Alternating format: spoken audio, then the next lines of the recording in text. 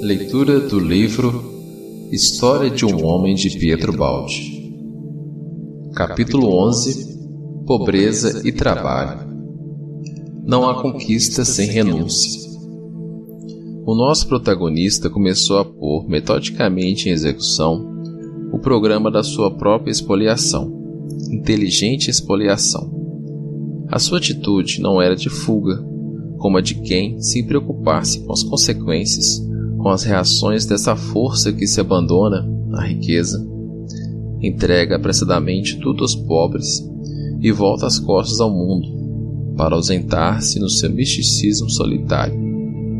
A ele cabia, pelo contrário, o trabalho entre os deserdados, para suportar com eles o apelo e compreender o sentido da sua vida.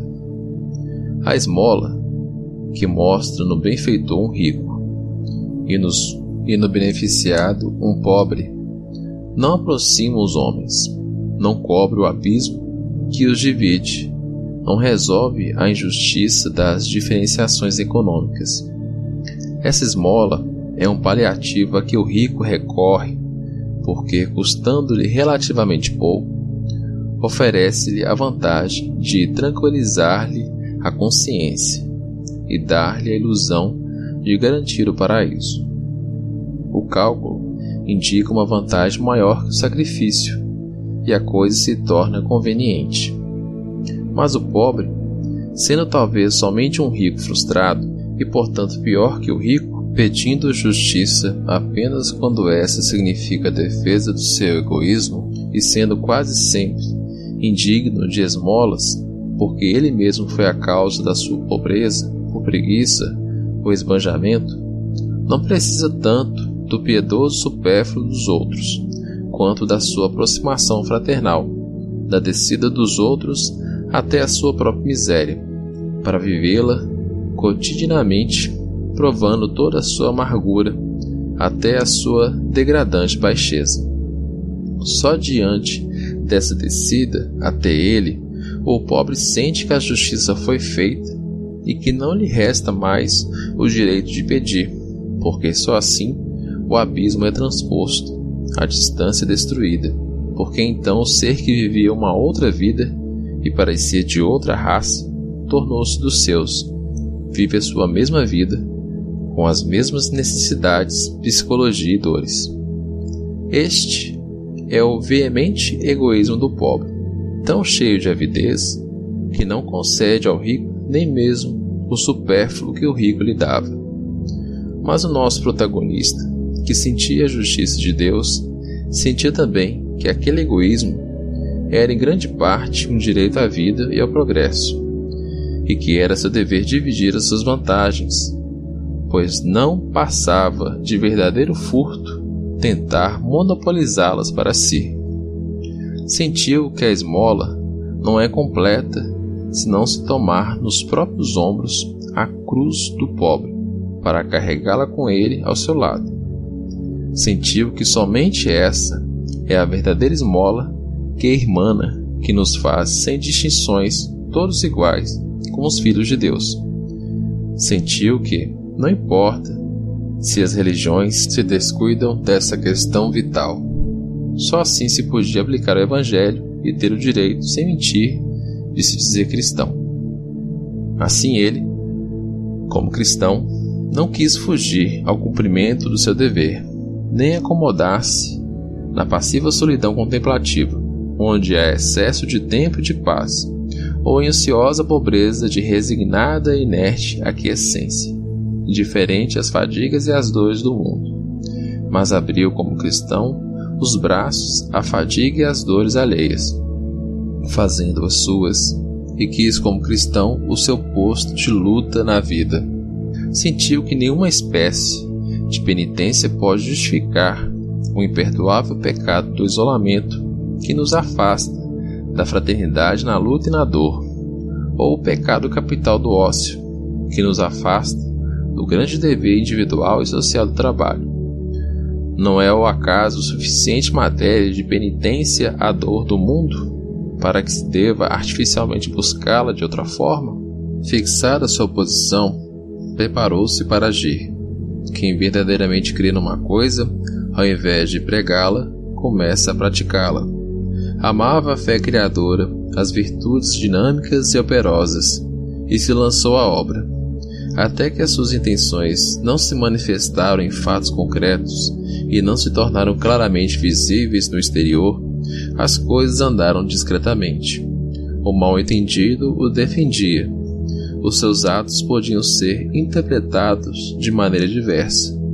Deixaram-no viver. Mas quando, pouco a pouco, começaram a compreender o que ele de fato queria fazer, os seus dependentes, que receavam perder as suas posições e ser despojados das suas utopias, ocultamente se congraçaram para tomar conta de tudo, antes que qualquer outro fizesse, e começaram o cerco. Quando principiaram a compreender as suas verdadeiras intenções, deram início às apreciações, aos juízos e com estes à condenação. Começava assim, econômica e moralmente, o trabalho da sua demolição. Eram essas as leis normais e naturais. Devia suportá-las. Agem inexoráveis no seu plano, seguindo a própria justiça.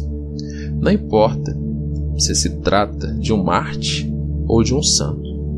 As suas reações pertencem a outros mundos que a natureza terrena ignora e dos quais não se dá conta. As compensações surgiram depois, noutro lugar, não aqui na Terra, onde reina a lei do mais forte. Ele encontrava-se entre os vencidos. Aqui embaixo, não importa que um destes se destine a elevar-se mais tarde. Tinha de sofrer, portanto, a sorte impiedosa dos vencidos, suportar todas as torpezas do aniquilamento. Não pediu ajuda a ninguém, porque sabia que este era o seu caminho e queria segui-lo até o fim, para não renegar o Evangelho. E além disso, sabia muito bem que quem sabe negociar gosta de fazê-lo apenas em benefício próprio. Assim, superou a tentação de recorrer a parentes e amigos, e o cerco continuou. Enquanto os interessados no caso o atacavam e expoliavam, o mundo o julgava. Os primeiros o assaltaram com trapaças e traições. O segundo o cercou de uma atmosfera surda de desprezo. Desprezo porque não sabia vencer no plano humano dos valores comuns. Desprezo porque perdia o poder que já possuía e tinha de cair entre os pobres, os deserdados, os mendigos. Devia, pois, sofrer a mesma sorte destes, ser considerado um falido na vida, como estes eram considerados, coisas sem dono, carne feita de miséria, que se pode pisar impunemente, feita mesmo para ser pisada. Sentia a injustiça do julgamento, mas se confortava na tranquilidade e na satisfação da sua consciência. Restava-lhe, porém, a humilhação, e esta queimava, não como humilhação, porque o seu interesse ele o colocava em coisas bem diversas, e sabia que o juízo do próximo não podia levar e nem abater, mas queimava porque o isolamento é doloroso para todos. Mormente, para os espíritos mais retos e sensíveis, que sentem de maneira mais viva a necessidade da fraternidade humana. Foi julgado sem piedade como inepto, pois só assim se podia explicar e admitir o empobrecimento. Reprovaram a sua inaptidão, suspeitaram da sua má-fé. Quanto mais ignorante era o seu próximo, mais se apressava a julgá-lo da maneira mais inexorável. Perdeu todo o respeito da parte dos outros. Compreendeu amargamente que a estima e a atenção dependiam da sua posição social. Tornou-se o imbecil, o alvo preferido dos críticos fáceis, triunfantes, sempre heróicos diante de um vencido, mas animaizinhos tímidos e obsequiosos diante de um forte. Aprendeu a conhecer toda a vileza humana. A experiência da verdadeira imitação de Cristo começava a se tornar trágica.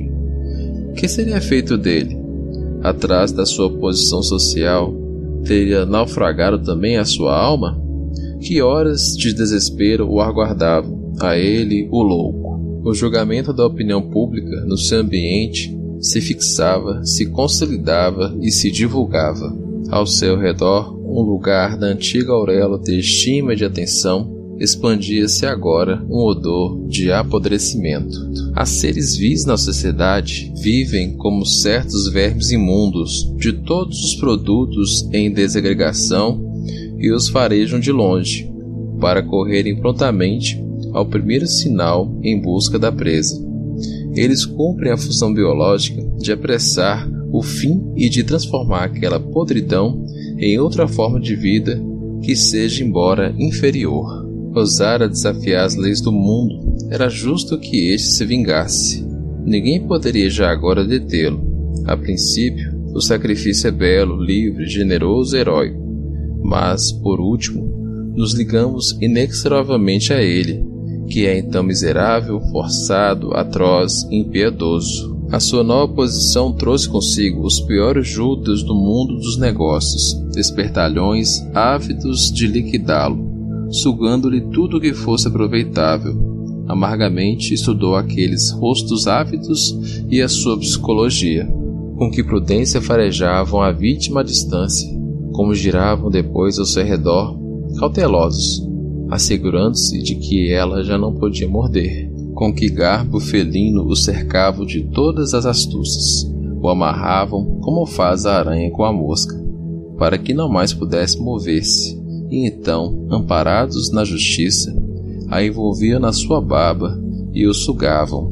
Com o olhar ávido de vampiro, espreitavam os seus últimos arrancos para desferirem o ataque final e se banquetearem sobre a vítima enleada. Aparecia-lhe então horrorosa aquela riqueza que atraía semelhantes espíritos. Maldisse o esterco do demônio, ídolo do mundo. Vamos ao fim. Os vampiros, afinal, arrancaram as máscaras, e a luta se tornou então sem quartel e sem escrúpulos. A verdadeira luta corpo a corpo, a luta feroz pela vida, sem tréguas e sem piedade. E em breve ele se encontrou por terra, pobre, abandonado, desprezado. Cumpriu-se o primeiro grande ato de seu destino. Estamos no momento mais desolado, no mais profundo ponto da descida, e eis que ele tem de abandonar seu ninho, tem que se pôr a vagar pelo mundo sem ter mais a sua casa. Arrancaram-no dos seus caros e belos hábitos. Foi destruída toda a sua delicadíssima sintonização vibratória que ele ajustara ao seu ambiente. Foram dilacerados todos os doces afetos, todas as suas coisas, recordações de outros tempos, que era a sua passada vida, foram atiradas, sacudidas, para todos os lados, servidas pedaços de sua alma jogados ao vento. Que destruição! Era seu próprio cérebro que estava disperso. Que desolação não ter mais um lugarzinho próprio para descansar a cabeça. Um lugar onde pôr em ordem as coisas para poder ordenar sobre elas seus próprios pensamentos. Desordem que penetrava também em sua alma, subvertendo a sua mente. Encontrou-se, de súbito, longe de sua casa e dos seus, perdido numa região desolada da Sicília, num pobre quarto de pensão, com uma cama e uma mesa pobres e não suas. E os ajuizados desprezavam-no, repetiam-lhe sábios e prudentes conselhos de sua própria experiência, e o faziam com tanto maior autoridade, porquanto os fatos lhe davam razão. E fora um rebelde, um teimoso, em sua intransigência em seguir seu absurdo escopo, atraíra a inimizade de conhecidos e parentes, que não estimavam pobres perto, que são um contínuo perigo, gente para ser banida. No entanto, quanto mais atraente e simpático se torna aquele que triunfa, que respeitável, que estima pessoal, é tamanha simpatia que todos fecham um olho voluntariamente aos casos de honestidade e outras coisas que fascinam a riqueza. Mas de um tal projeto de pobreza que poderia nascer, senão sempre novas derrotas. As experiências evangélicas desse gênero fazem-se apenas em teoria, Na prática, se forem feitas, o são muito superficialmente. Geralmente, se há dos ensinos de Cristo, que foram ditos não apenas para serem pregados, mas também aplicados, vem sendo prudentemente deixada no esquecimento pela muito claramente a atenção. Preferem-se fazer ressaltar os aspectos que dão autoridade, poder e que reforçam em vez de enfraquecer o homem no plano humano. E das conquistas e exaltações do plano do espírito fala-se em forma retórica, sem se pensar que elas possam ser realidade de vida. O homem normal considera espantosas as dificuldades das primeiras provas e inacessível o triunfo espiritual de que elas são a promessa. Afinal, as duas coisas, condição e resultado, estão igualmente acima da sua capacidade. E sem esforço, unicamente por instinto humano, ele se prende a um tácito acordo com o qual a maioria concorda e que se transforma em uso geral. Cuidar das belas coisas que se dizem, mas não se fazem. Isto dá a impressão de mentira e de contradição. Mas o homem é o que é, e como se pode pretender que ele tenha a heróica coragem de se prender aos fatos ao invés de às palavras nessas tão terríveis experiências evangélicas? É mesmo natural que, se algum temperamento de exceção quiser convencê-lo, o homem comum não o compreenda, não o admita e ainda o condene. Sabia tudo isto, e não esperava nada e nada pedia a seus semelhantes. Mas tudo pedia e tudo esperava de Deus, ou seja, da força de uma outra ordem e de outro plano. Sabia que não lhe restava outro caminho a seguir, e que assim devia comportar-se, se desejasse progredir na estrada da ascensão espiritual, pois que a lei justa e fatal é que, sem uma limitação no plano humano, não se pode alcançar a correspondente expansão no plano divino, que o crescimento do espírito pede a mortificação da matéria. É lei também que não se pode realizar uma conquista sem renúncia.